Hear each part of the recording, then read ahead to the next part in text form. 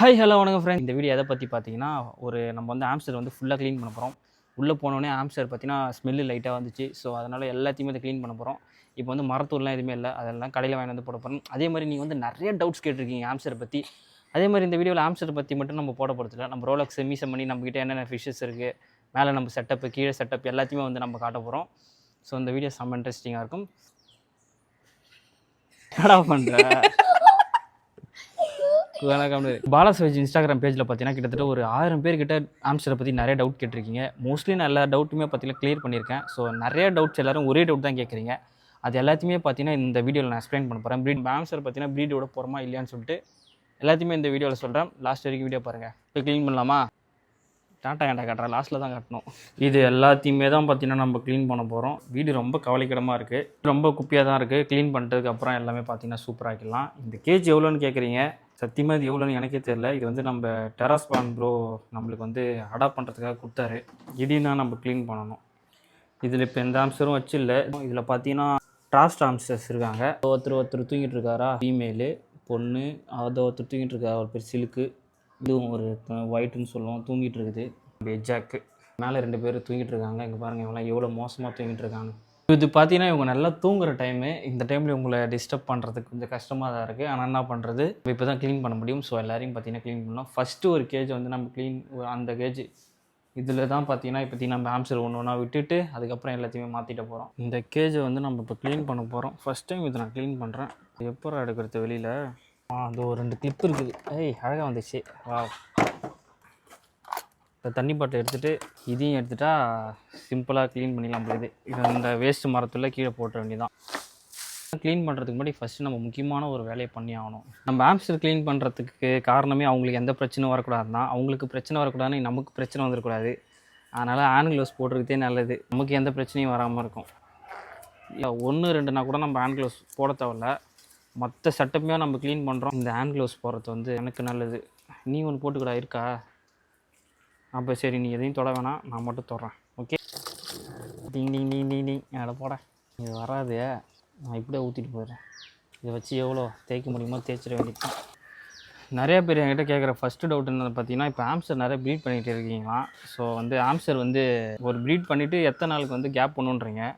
ஒரு 1.5 month ஆச்சு gap போடணும். ஏன்னா உடனே எல்லாம் நீங்கள் ப்ரீட் பண்ணிகிட்டே இருக்கக்கூடாது. என்னை பொறுத்த வரைக்கும் ஒரு 2 month ஆச்சு நீங்கள் கேப் போடணும். ஆம்ஸ்டர் குட்டி போட்டு ஒரு 1 month ஆயிடுச்சுன்னா அப்புறம் ஒரு 1 month வந்து ரெஸ்ட் எடுக்கணும். மொத்தம் ஒரு 2 month ஆச்சு வெயிட் பண்ணுங்கள். இல்லைனா ஆம்ஸ்டர் வந்து அந்த மதர் ரொம்ப அஃபெக்ட் ஆகிடும்.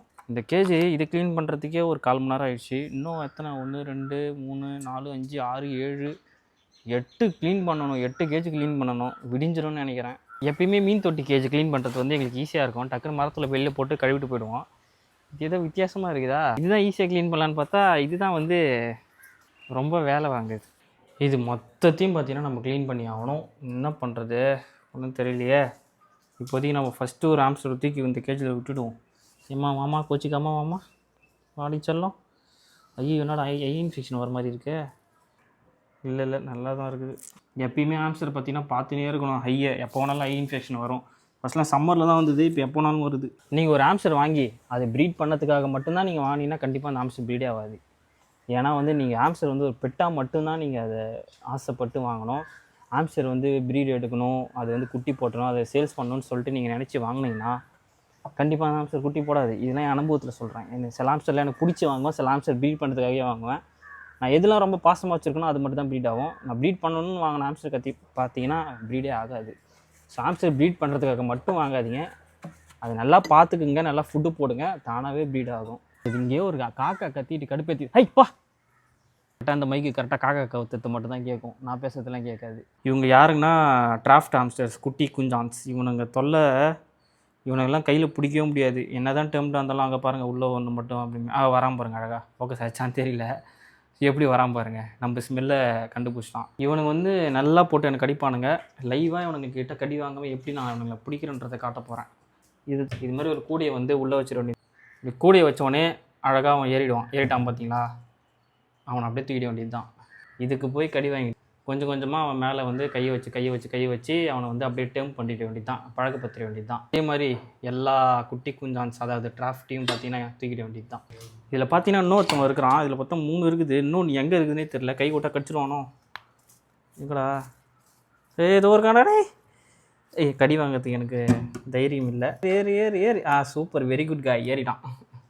டக்குன்னு இந்த கேஜை க்ளீன் பண்ணிவிட்டு அப்புறம் கண்டினியூ பண்ணுறேன். ஆம்ஸ்டர் வந்து ப்ரெக்னெண்ட்டாக இருக்குன்னு தெரிஞ்சிட்ட உடனே மேல் ஆம்ஸ்டரை பிரிச்சுணுமான்னு கேட்குறீங்க. கண்டிப்பாக பிரிச்சணும். உங்கள் ஆம்ஸ்டர் வந்து ப்ரெக்னெண்ட்டாக இருக்குன்னு தெரிஞ்சிட்டாலே அந்த கேஜ் வந்து க்ளீன் பண்ணிவிடுங்க. ஏன்னா குட்டி போட்டதுக்கப்புறமேட்டு மோஸ்ட்லி வந்து அந்த கேஜ் க்ளீன் பண்ணாதீங்க. ஏன்னா மதர் ஆம்ஸ்டரும் அஃபெக்ட் ஆகும், குட்டிங்களும் அஃபெக்ட் ஆகும். ஸோ அதுங்க குட்டி போட்டதுக்கப்புறம் அதை க்ளீன் பண்ணணும்னு நினச்சிங்கன்னா இந்த மதர் ஆம்ஸ்டர் கடுப்பாகி குட்டிங்களை அதுவே போட்டு தள்ளிட்டு சாப்பிட்டுடும். எஜ்ஜாக்கோட கேஜ் க்ளீன் பண்ணுறது தான் பெரிய விஷயம். கேஜை கூட தூக்கி க்ளீன் பண்ணிடலாம், ஆனால் இவனுங்களை தூக்குறது தான் பெரிய விஷயம். முள்ளை வச்சு குத்துன்னு குத்திடுவா எப்பயாச்சும் இந்த பொண்ணு. மாதிரி ஒரு துணியை வச்சு தான் பிடிக்க போகிறோம். இவன் பார்த்தீங்கன்னா பையன் அல்பினோ எஜ்ஜாக்குன்னு சொல்லுவாங்க. இவன் இப்போ ஓரளவுக்கு ஃப்ரெண்ட் ஆகிட்டான். இவன் எடுத்து அழகாக அழுக்காமல் இவனுக்கும் பிரச்சனை இல்லாமல் நமக்கும் பிரச்சனை இல்லாமல் எடுத்துன்னு போய் விட்டுவிடுவோம். கீழே முதல் முறையாக மிதில் வேலைலாம் செய்கிறான். டேய் மிதில் சூப்பர். மரக்கடையிலேருந்து வாங்கிட்டு வந்துட்டோம். இதை வந்து இந்த மூட்டை ஃபுல்லாக நீ நம்ம சலிக்கணும். அது எவ்வளோ நேரம் ஆகுதோ எல்லாம் நம்ம ஆம்ஸ்டருக்காக தான். எவ்வளோ இது கீழே கொட்டுது. இது அப்படியே ஆம்ஸ்டருக்கு போட்டோன்னா ஆம்ஸ்டருக்கு பிரச்சனை ஆகிடும். இந்த டெக்னாலஜியை பற்றி நாங்கள் தான் கண்டுபிடிச்சோம். ஃபஸ்ட்லாம் அந்த சல்லாடையில் சலிச்சு கிடப்போம். இப்போ இப்படி சலிச்சுனா அதோடய சீக்கிரமாக பண்ண முடியுதுன்னு நம்ம மகேஷ் கண்டுபிடிச்சிட்டோம். நல்லா காய வைக்கணும். செம்ம வெய்ய அடிக்குது. இது காய வச்சு போட்டால் இன்னும் ஒரு 2 மாதம் நல்லாவே வருது.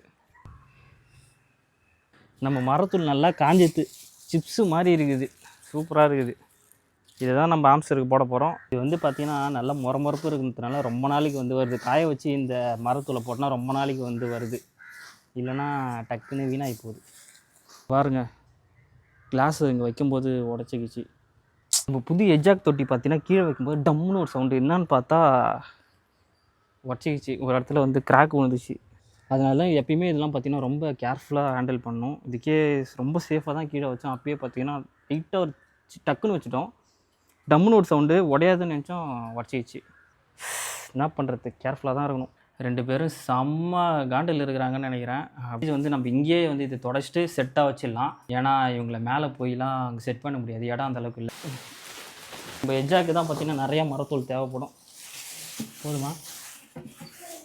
இவ்வளோ மரத்தூளே போதும்னு நினைக்கிறேன். பத்தலைன்னா அப்புறம் கூட ஃபில் பண்ணிப்போம். இப்போ நம்ம எஜ்ஜாக்கை வந்து அழகாக தூக்கி வச்சுருவோம். பையன் எவ்வளோ அழகாக வரான் பாருங்க. ஏன்னா ஓரளவுக்கு நாங்கள் டேர்ம்டு பண்ணிட்டோம், அதாவது பழக்கப்படுத்திட்டோம். ஸோ நம்மக்கிட்ட வந்து நல்லா ஃப்ரெண்ட் ஆகிட்டான். பார்த்தீங்கன்னா அவர் விட்டுடுவோம், அழகாக போயிடுவார். சூப்பராக போகிறாரு பாருங்கள். கேஜில் ஜாலியாக விளையாடி கிடப்பார் அவர் மாட்டுன்னு. 2 பேரும் இப்போ ஜாலியாக விளையாடி கிடப்பாங்க. இதை வந்து அழுங்காமல் புழுங்காமல் அப்படியே வச்சுருவோம் அழகாக. கரெக்ட் தான். இந்த எஜ்ஜாக்கில் ஒரு பிரச்சனை என்னென்னா, இதுங்க போடுற அந்த கேட் ஃபுட்னால நிறைய எறும்பு வருது. அதனால் இது கீழே சுற்றி வந்து அந்த எறும்பு சாப்பீஸ் போட்டிருக்கோம். 2 பேரும் நல்லா ஜாலியாக ஓடியாருங்க பாருங்கள். புது கேஜியில் வந்துட்டோடனே அவங்களுக்கு செம்ம ஜாலியாக இருக்கும். இங்கே பாருங்கள், இவ்வளோலாம் ஓடவே ஓடாது. இன்றைக்கி என்னமோ ஏதோ புது இடத்துக்கு வந்துட்டோன்ற மாதிரி நல்லா ஓடிட்டு கிடக்குது தனலட்சுமி. நம்மளோட டிராஃப்ட் செல்ல குட்டீஸ்லாம் பார்த்தீங்கன்னா அதில் விட்டுற போகிறோம். எல்லாருமே அவங்க தொட்டியில் வந்து விட்டுடுவோம். செம்ம ஜாலியாக போயிடுவாங்க. அடிச்சிக்காமல் இறங்குங்கம்மா. டேய் தொட்டியில் இறங்குங்கடா. அங்கேயே இறங்குங்கடானா இங்கேயே இறங்கிட்டு இருக்கீங்க. 3 பேரும் இறங்கிட்டாங்க. இதுக்கப்புறம் இவங்க ஜாலியாக விளையாடுவாங்க.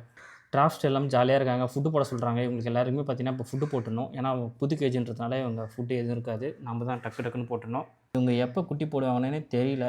இது வரைக்கும் நம்ம வாங்கி கிட்டத்தட்ட ஒரு 4-5 மாதம் ஆகுது. ஆனால் இது வரைக்கும் நம்மக்கிட்ட டிராஃப்ட் இது வரைக்கும் குட்டி போட்டதே இல்லை. ஐயோ கீழே செஞ்சது கீழே இருக்குதே தெரில பாருங்கள். ஒயிட்டு செம்ம அழகான ரொம்ப அமைதியான பொண்ணு. இதில் விட்டுடுவோம். இப்போ வந்து இவர் வந்து அவர் இடத்துல வச்சுருவோம். ஏன் பார்த்தீங்கன்னா ரொம்ப நாளா ஆம்ஸ்டர் ப்ரீடே இல்லைன்னு பார்த்தீங்கன்னா பல சிக்கல்கள் இருக்குது. கிட்டத்தட்ட நான் ஆம்ஸ்டர் ப்ரீட் பண்ணி ஒரு 5 மாதம் ஆகுது. லாஸ்ட்டாக நம்ம ப்ரீட் பண்ணும்போதும் குட்டிங்க எல்லாமே டெத் ஆகிடுச்சதுனால எனக்கு வந்து ப்ரீடிங்கில் சுத்தமாக இன்ட்ரெஸ்ட் இல்லைன்றத விட பல இஷ்யூ இருக்குது இங்கே. அதனால் நான் பார்த்தீங்கன்னா ஆனால் இது ப்ரீடிங் எடுத்து கரெக்டான டைம் இந்த ஆகஸ்ட்டு செப்டம்பர்லாம். ஸோ ப்ரீடிங் சீக்கிரமாக விட்டுடலாம். எல்லாருமே ரொம்ப நாளாக மீசமணியை பார்க்கணும்னு இருந்தீங்க. பையன் தான் இருக்கிறான். லைட்டு போட்டதுனால இப்போ தொட்டி இவன் கலக்கிட்டான். இல்லைன்னா தொட்டி நல்லா தான் இருந்துச்சு. தனியாக செம்ம ஜாலியாக வளர்ந்துட்டுருக்கான். இவனுங்கிட்ட என்ன ஒரு விஷயம் பிடிச்சிதுன்னா, இவன் என்ன ஃபுட்டு போட்டாலும் இவன் சாப்பிடுவான். நீங்கள் வந்து சிக்கன் தான் போடணுன்னு இல்லை, எந்த பெல்லட்ஸ் போட்டாலும் அந்த 10 ரூபா தீனி போட்டால் கூட சாப்பிட்ருவான். கிட்டேடாண்டா பார்த்தீங்கன்னா வந்து டெயின்ஃபில் பார்ப்ஸ் அந்த ஃபிஷ் தான் இருக்குது. அதாவது ஜோடி வாங்கிட்டு வந்திருப்போம், ஷார்ட்ஸ்லாம் போட்டிருப்பேன். அவங்க ஜாலியாக இருக்கிறாங்க. இதில் பார்த்தீங்கன்னா மாலி எடுத்துன்னு வந்து விட்டுருக்கேன். இந்த தொட்டினா இவ்வளோ கேவலமாக இருக்குன்னு நினச்சிக்காதீங்க. பாதாம் இலையில தான் பார்த்தீங்கன்னா இந்த கலரில் இருக்குது. நீங்கள் ஏதோ வந்து தண்ணி மாத்திரன்னு நினச்சிக்க போகிறீங்க. பிஹெச் லெவலாம் அதில் பாதாம் இலை போட்டிருக்கோம். ப்ரீடிங் உள்ளே வந்து மாலி நிறையா குட்டி போட்டிருக்கு. நீங்கள் எல்லாம் ஆவலாக எதிர்பார்த்துட்ருக்க நம்ம ரோலக்ஸ் தான் பார்க்க போகிறோம்.